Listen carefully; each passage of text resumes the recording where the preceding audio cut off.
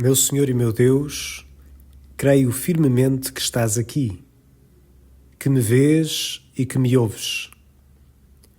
Adoro-te com profunda reverência. Peço-te perdão dos meus pecados e graça para fazer com fruto este tempo de oração.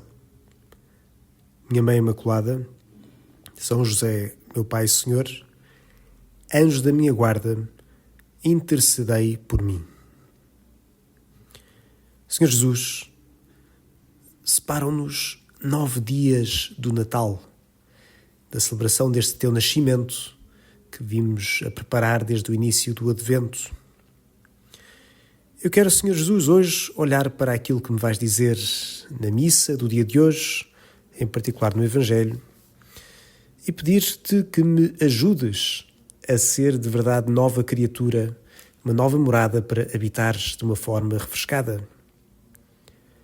Hoje na missa vamos ouvir como oração coleta, aquela primeira oração, o seguinte: Senhor nosso Deus, que por meio do vosso Filho unigênito fizestes de nós uma nova criatura, olhai com bondade para a obra do vosso amor e pela vinda do vosso Filho purificai-nos de todas as culpas. Senhor Jesus, ao rezar esta oração, eu quero começar por pedir isto mesmo, que na missa vai ser rezado também em meu nome.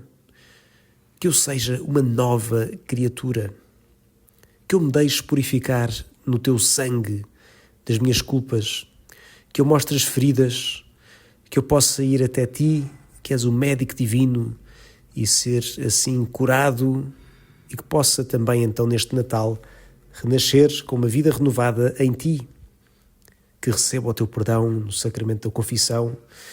Essa sei que é das melhores formas que eu posso ter para me preparar para o Natal, para assim, quando entrarmos em tempo de festa, no dia 25, possa então receber-te de verdade, como uma primeira vez. Estamos neste Advento que é uma atitude de espera, que temos de sacudir o pó para acolher a tua vinda. E tu que me ouves, quero-te convidar hoje a pôr-te a caminho com o Evangelho da Missa, e a deixar então que Jesus vá sacudindo o pó que tens no coração e abrir espaço para que Ele venha. E diz-nos assim o Evangelho de hoje. Daquele tempo, disse Jesus aos príncipes dos sacerdotes e aos anciãos do povo: que vos parece? Um homem tinha 2 filhos. Foi ter com o primeiro e disse-lhe: Filho, vai hoje trabalhar na vinha. Mas ele respondeu-lhe: Não quero. Depois, porém, arrependeu-se e foi. O homem dirigiu-se ao segundo filho e falou-lhe do mesmo modo. Ele respondeu: Eu vou, senhor. Mas, de facto, não foi. Qual dos 2 fez a vontade ao pai? Eles responderam-lhe: O primeiro. Jesus disse-lhes: Em verdade vos digo, os publicanos e as mulheres de má vida irão diante de vós para o reino de Deus. João Batista veio até vós, ensinando-vos o caminho da justiça, e não acreditastes nele, mas os publicanos e as mulheres de má vida acreditaram. E vós, que bem o vistes, não vos arrependestes, acreditando nele. Ao ler este Evangelho, Jesus veio-me à mente aquele poeta que dizia, e que até depois musicou: o homem que diz dou, não dá, porque quem dá mesmo não diz. Isto porque muitas vezes nós dizemos belas palavras, respostas cheias de intenção, mas que são vazias de substância. Até queremos mudar e chegamos ao início de cada tempo de conversão, ao Advento e à Quaresma. Queremos seguir-te a sério, mas depois, se não concretizamos, se não dizemos qualquer coisa mais concreta do que apenas uma boa intenção, se não fazemos do nosso desejo um compromisso, fica tudo apenas no ar.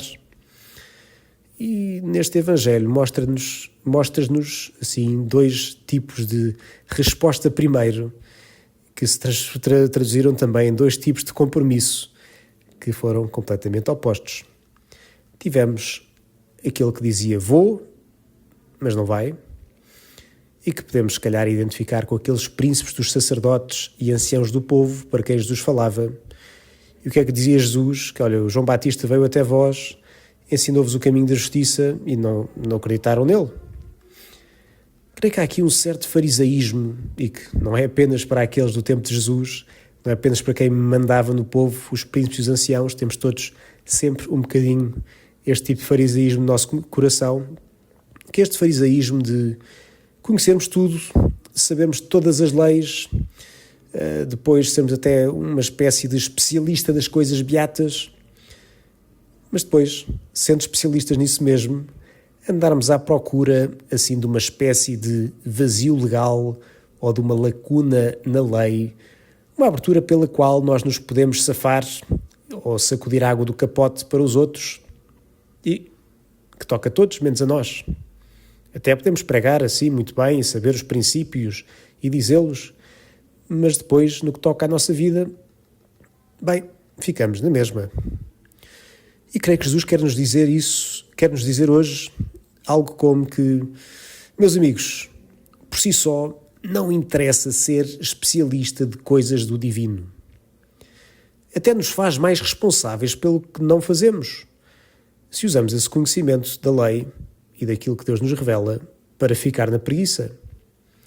Lembremos-nos, Deus conhece os corações e o que nos pede é que nós possamos ouvir a palavra de Deus e pô-la em prática.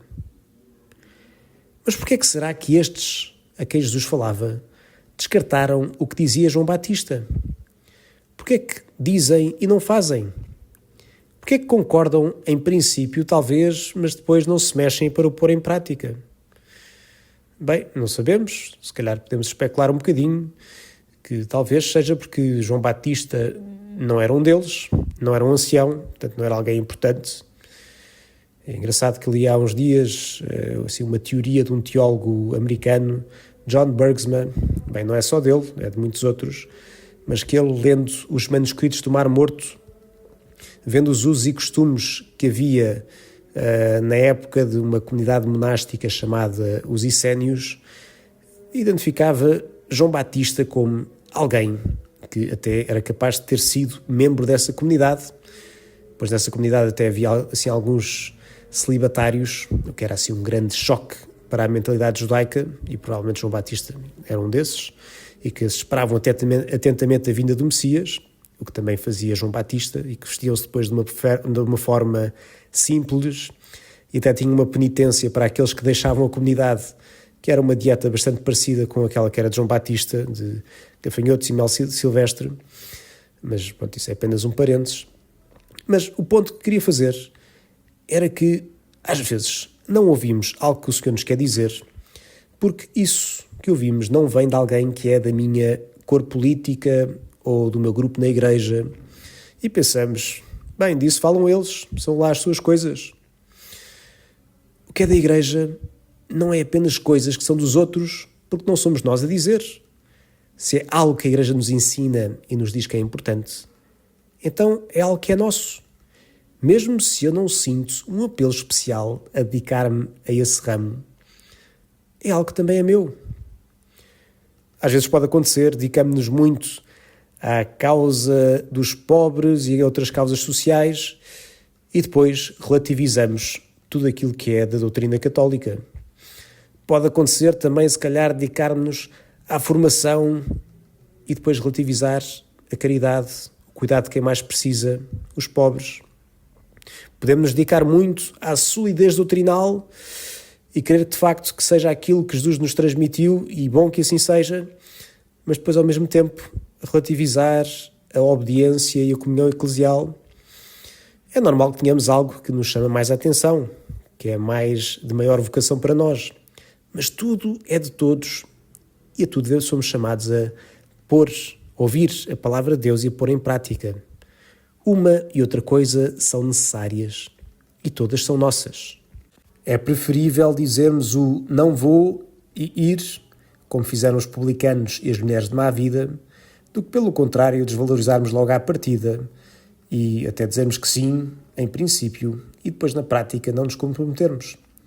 Senhor Jesus, faz com que eu prepare o meu coração, então para que assim seja, e prepare-me para vos receber integralmente este Natal. Dou-te graças, meu Deus, pelos bons propósitos, afetos e inspirações que me comunicaste nesta meditação e peço-te ajuda para os pôr em prática. Minha Mãe Imaculada, São José, meu Pai e Senhor, anjo da minha guarda, intercedei por mim.